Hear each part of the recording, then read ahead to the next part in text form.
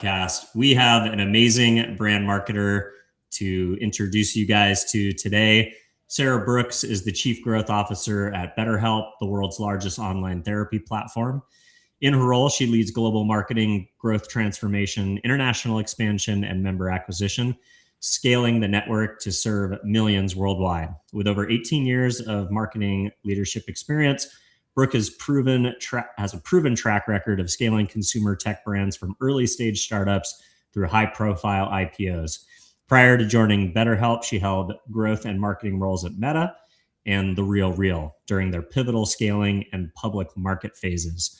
Known for combining hard performance data and empathetic brand storytelling, she has led landmark initiatives at BetterHelp, including the global Feel Lighter campaign and high-impact partnerships with figures like Lewis Capaldi and collegiate athletes to destigmatize mental health care.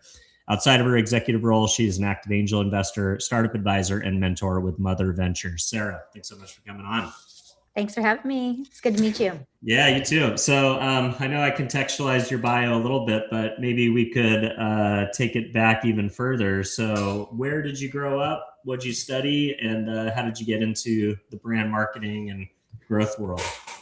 Yeah. So I grew up in a small town in Delaware. So never really had an aspiration to be a marketer, but was a really curious kid. So I was one of those kids who always asked why and then asked why again and then why again, right? In the pursuit of the truth and really understanding people, what makes them tick, what gets people motivated, what ultimately helps them to make the purchasing decisions that they do, right? So you can see a through line of those early inquisitive years and consumer psychology that led me ultimately to pursue marketing. I studied international communications and business at American University in DC. So spent a lot of time thinking that I would work for the government. I did work and do some internships in DC and loved it, but ultimately found my way in San Francisco, where I've been for over 20 years, and really found my way into the world of tech. And in tech have sat in partnerships at the intersection of product sales and marketing when I was at Facebook. I actually never was at Meta, but Facebook pretty early. Oh, got it. So pre-Meta rebrand or kind of holding company structure. Yeah, exactly. And really thinking about sitting at that intersection, like how do you influence consumer behavior? How do you take something that existed offline and how do you take it and make it more accessible, more affordable for people online? And that's really the through line in my career. I love it. So when did BetterHelp show up on your radar, and what made you decide to join the team, and what's been like so far? Yeah, so like many people, I had heard about BetterHelp during the COVID years, sitting in my home trying to lead a business at the time, The RealReal, through, a truly monumental time and just really so much change for so many people. So I had heard of BetterHelp at that time, had 2 young kids, was trying again to navigate parenthood, remote schooling. My oldest went to kindergarten during COVID, and had heard of BetterHelp during that time as I was thinking about how to try and balance everything. I had my own coach that I was working with, so didn't use the product at that time, but certainly became aware. Fast forward, started working with the company in 2024. So thinking about again, consumer behavior that used to exist offline, so therapy, and taking that, making it more affordable, more accessible, more convenient. BetterHelp certainly fit that bill. I also love a marketplace. So I find the supply and demand side of things, really thinking about how do you bring those two pieces of the marketplace together? How do you solve that from a brand strategy perspective? I find that fascinating, and again, have done that many times over and over. And so was excited to join the team and have a really meaningful impact on millions of people's lives. I love it. So there were certain business models that basically were either accelerated or completely ushered in because of COVID. You think about video conferencing. I didn't really, do video conferencing as a default until after COVID. Even layers of the e-commerce world were still a lot of things happened in brick and mortar, and then a huge adoption of e-commerce happened during COVID, or a growth of e-commerce and people shopping for more and more high ticket items that used to be never considered for online commerce, such as cars. Suddenly this idea that, you could do these things online became necessary, and then just kind of part of our day to day. I was in therapy during COVID, marriage therapy. So we were going in office and visiting with our therapist every week, and, having great results and having a really good experience. And then COVID hit, and, she's like, well, we're going to have to do stuff over Zoom. And I really balked at it. I was like, there's no way this is going to work on Zoom. And, I didn't really have a choice, because that was the circumstance of, where we found ourselves in COVID. And I wanted to continue to get the results that me and my wife were seeing through marriage therapy. And sure enough, the Zoom versions, worked just as well, maybe sometimes even better than when we were in office. So I haven't experienced the product, but I have experienced the idea, so to speak. So how much did you guys already know about how powerful this was, and how much of an unlock was, an opportunity? I hate to call COVID an unlock, but it was really an accelerator for certain types of, things to be delivered online. So just be curious about that timing, and, if you had heard stories, if you joined kind of in the middle or after. Yeah, so I joined in 2024, so I really can't speak to that time of BetterHelp's business. But more broadly, what I can say is obviously a lot of devastation that happened, and I want to acknowledge that during COVID. Also, from a digital transformation perspective, we did see a massive acceleration of trends that we thought would maybe take, 5 years, that we saw in 5 months, right? So I think there's a lot of examples of that throughout just digital transformation overall. I was at the Real during that time, and we certainly saw, some big accelerants there. And you think about just things that feel very normal to you and I today, right? Sitting and talking on a podcast. So much of the creator economy, is, I think, a remnant of that time. What I will say about online therapy, and how we think about our product is, for a lot of people, it's much more convenient, right? It's also more private. So thinking about if you're in a rural location, for example, and there's 1 or 2 therapists in your town, rather than having to sit in the waiting room and maybe see a lot of people from your town, you're doing therapy from the privacy of your own home. And again, we're advocates for therapy writ large, right? Not saying that one is better than the other, but certainly a lot of benefits to an online therapy solution. Let's talk a little bit about the supply side. So, famously, marketplaces have given different types of labor, outputs of labor, an opportunity to fill gaps, right? So it's the chauffeur that's driving Uber, at the beginning.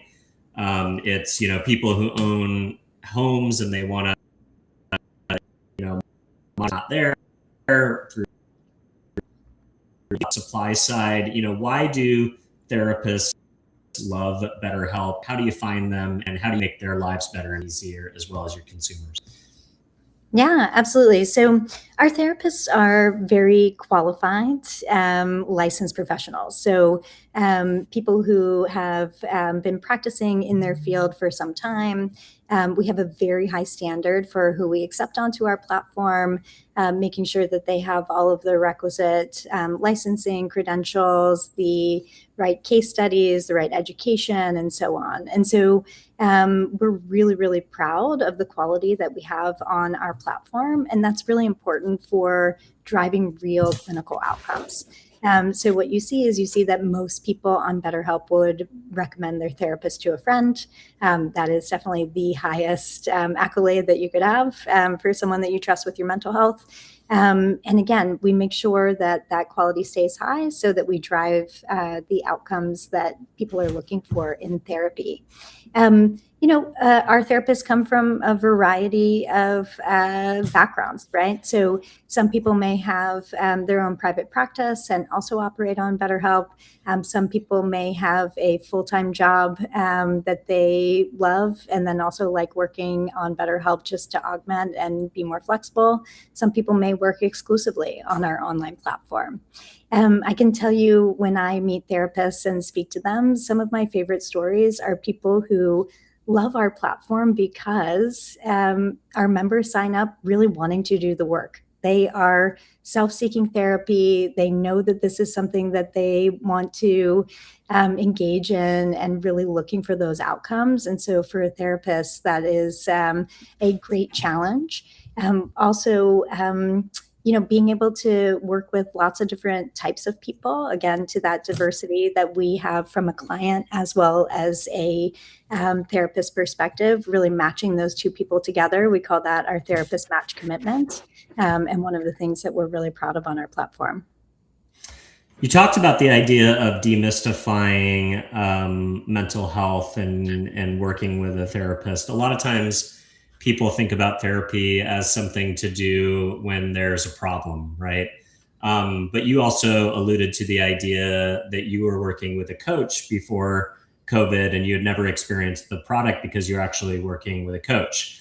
So can you talk about the idea of therapy as more of something that you do like you would do going to the gym or going to the doctor that, isn't a mental health professional, somebody that you go in for, a monthly checkup or a quarterly checkup. Can you talk about the idea of mental health as a practice ongoing and necessarily need intervention? Important to state that I'm not a clinician, so I won't talk about treatment plans. But from a marketing perspective, I will say that one of the most important things we can do is demystify therapy and also normalize therapy, right? So not only for times that you're in crisis, but part of an ongoing approach to your mental health, right? So we work with a number of content creators, podcast hosts, and others to help amplify that message to really normalize therapy. And what we find over and over again, you and I both just spoke about having been in therapy. Therapy was part of my life growing up as well. That still is not the norm to talk very openly about therapy. And what we find in our State of Stigma report, which we've run for 2 years consecutively now, is that collectively people say seeking mental health support is a good thing. So 86% of people say yes, that's a good thing. But when it comes down to actually seeking support themselves, 73% of people say society gets in the way. So there's still this gap between collectively, what do we agree is true, and individually, what action will we take? So that's really where we think about building trust, building clinical credibility, and showing up in culture in a way that helps to change people's mind and open the door that therapy could be a good solution for them. I love that. You just talked about the idea of working with creators and podcasters. I'm very familiar with your guys as I see them everywhere. But they are served up in the context of watching podcasts on my big screen TV, on YouTube connected TV. And it is very, UGC. It's, podcast host doing a host read that I imagine you guys then ask for permission to clip that down and then use that as an ad. You see it as actual host reads inside of a lot of your favorite shows, both big and small. So you guys have obviously taken a very specific lean-in strategy on, working with UGC creators, working with influencers, and working with podcasters. Why did you think that was the most productive path to go down, not only from a media perspective and getting in front of those trusted audiences of those creators, but also from the perspective of how you're going to show up in a paid environment across the rest of the open web in which people are experiencing the brand? Yeah, so it all comes back to the brand strategy, right? So, who's your product for, right? Who could benefit from this? What is stopping them? In this case, what's stopping them from seeking therapy? And how are you really going to not only garner attention but change people's behavior, right? And so, as I think about therapy, which is a deeply personal thing, thinking about real authentic stories on when therapy has helped, right? So when we're talking about podcast hosts or creators, authenticity is everything, right? Because we want to make sure that this is really true to whoever the content creator or podcast host is, right? That they do see benefit in therapy, that they themselves have personally benefited from it or know someone who has. And then that allows us to tell real stories on the human connection, what has occurred for them, what has transformed for them. And again, really important that we come back to the brand strategy on who's the work for and what do we want to say to them. Of course, we do that in our own way in brand, doing some more traditional advertising with producing our own television commercials and things of this nature, and also working with the right creators. So building that relationship over time so that we make sure that it's a real authentic relationship, not only between BetterHelp and the content creator, but ultimately with the creator and their audience. I wanted to step in briefly to your background as an angel investor. When did you start looking at early stage companies to invest in, become a startup advisor, and then your larger work as a mentor with Mother Ventures? Yeah. So, when I worked at Facebook, I worked on the partnerships team and taught a lot of different companies how to grow using Facebook. And so I got to work with companies of all sizes, some very large who were undergoing digital transformations, and some very small companies. And so by virtue of that work, I met lots of different startup that a lot of people in the startup ecosystem. During that time, never invested since I was working with those companies at Facebook, but following my time there, started doing more mentoring, more advising, and also writing some checks, doing a few angel investments. With Mother Ventures, I'm a limited partner in the fund there and get to work with a lot of the portfolio companies to hear what's top of mind for them, how are they thinking about growth, and potentially helping to unlock places where they've been roadblocks. So I really enjoy it. I love the early stages where you're just trying to figure out, who is this for? How do we think about really solving a real problem and then taking it and scaling it? So fun. All right, let's talk about, growth teams often are getting addicted to hyper quantified metrics like CAC and ROAS. How are you balancing performance analytics with brand storytelling and kind of looking at the top and the bottom of the funnel? Yeah. So again, coming back to your fundamentals, who's the work for? How are you trying to reach them? So coming back to who's the audience, right? Maybe there's a particular audience that you haven't quite broken through with yet. And so you want to make sure that you're working with more top of funnel to try to make them aware and start to change behavior, right? So one example for us would be our Mind Over Madness campaign. Much more brand driven, right? So we worked with Joakim Noah this year, who was University of Florida, former NBA player, and really used basketball and the assist as a metaphor for therapy. So in that case, breaking it down, who's the audience? Well, this is for men, right? There's a lot of women who like basketball too, and we sponsor the NBA, but in this case, for men.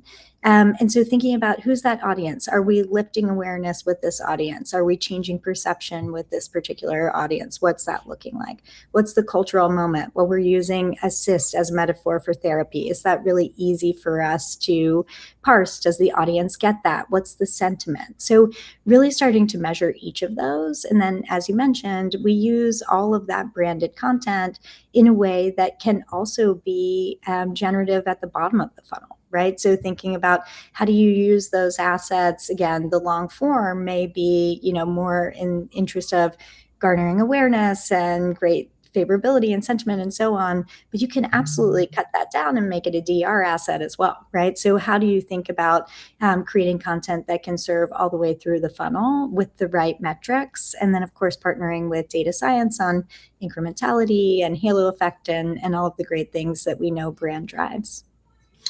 When you're working inside of health, there are some limitations on the data side that brands get to leverage around HIPAA and just, a lot of self-regulation around healthcare advertising and marketing and the industry at large. There's some things that you guys have to keep in mind to be in compliance with those, or are there things that you guys just don't do out of, your own personal brand ethos and, you could, but you don't because you don't feel good about it? Yeah.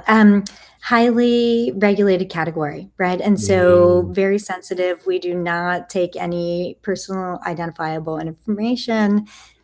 We never share that back with any advertising platform. And again, take privacy very seriously. This is your health, right? And so our consumers trust us with that data, and we take that extremely seriously. That said, there's still a lot of audience insights, aggregated data, things that you can use to still be a sharp marketer. Right. So you don't need to, make a particular interest group on Facebook to reach this person. Right. Like you can come up with what's resonant creative for an audience that you think your product is for in a way that's going to, ultimately garner their attention while still being in a very sensitive and highly regulated category. BetterHelp's Global Feel Lighter initiative addresses findings that Gen Z report high anxiety, yet still face those thinking about as far as culture in the way of them taking action on that. How did you design that campaign to break through without feeling preachy? Yeah, it's a fine line, right? So I think we want to make sure that we are, again, thinking about what's the insight for this audience that we're trying to reach. What's the thing that they're scared to say? Not just, hey, I'm stressed or I'm anxious, but why are they stressed? Why are they anxious? And then how can we really produce a campaign that shows what the outcome can be when you work with BetterHelp, when you work with a therapist. So doing that in a way, understanding that each person's journey to therapy is incredibly different and happens in their own time, happens in their own way. And so that's how we approach this with Feel Lighter. Again, using people in a variety of scenarios. My favorite execution of this, very dark in terms of the feel of this campaign. It's wintertime when we release this. It's dark. You just feel cold watching this particular spot, right? But there's a person on a bus, and you can just feel how lonely she is feeling, right? It's the music, it's the lighting, it's all of these things. And then one by one, the lights just start coming on.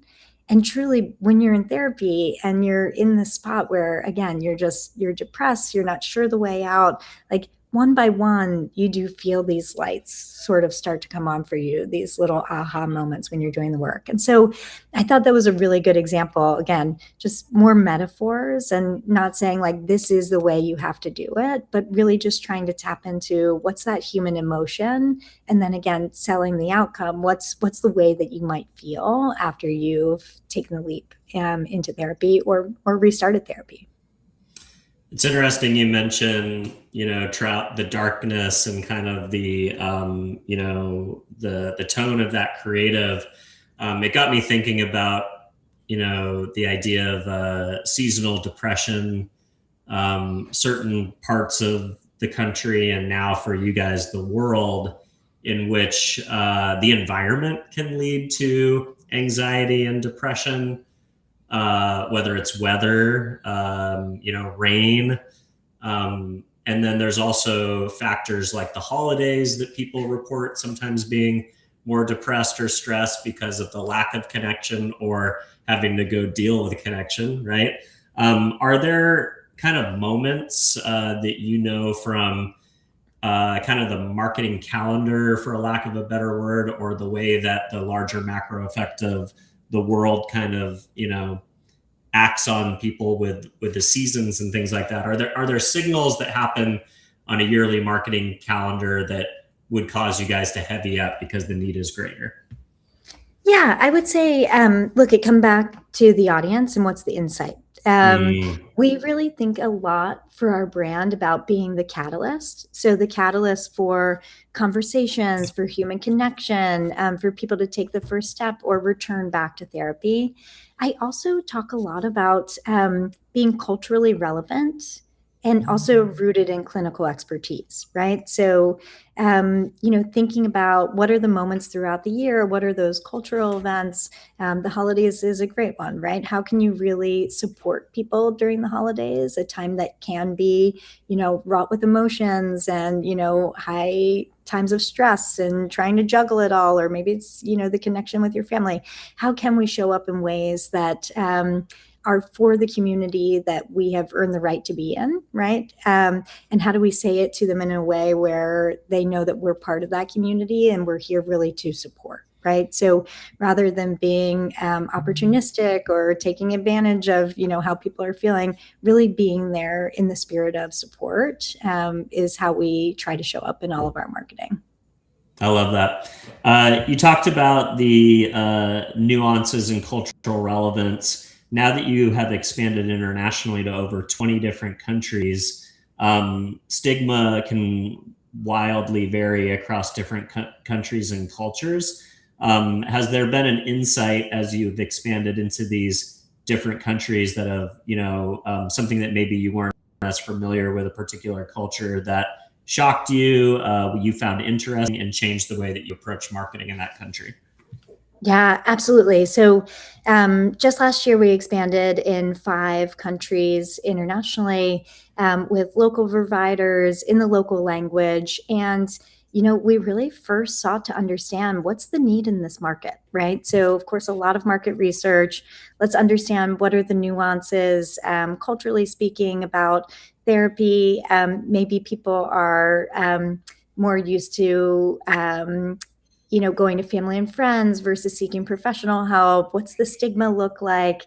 How does stigma show up for different generations, different genders, and so on? And so really a lot of deep understanding of the market before entering, because it is very nuanced from place to place, from person to person. We also ran the State of Stigma report this year in all of those markets and found some very big differences in each of those, as well as in all of our user interviews. I would say that from a marketing perspective, we really think about having a global operation. So, getting the benefits of a centralized team, of all of the insights, of all of the performance by channel, and all of the things that we can keep centralized and global, while also having a hyper-local approach from the team on the ground. And we lovingly call them our souls on the soil.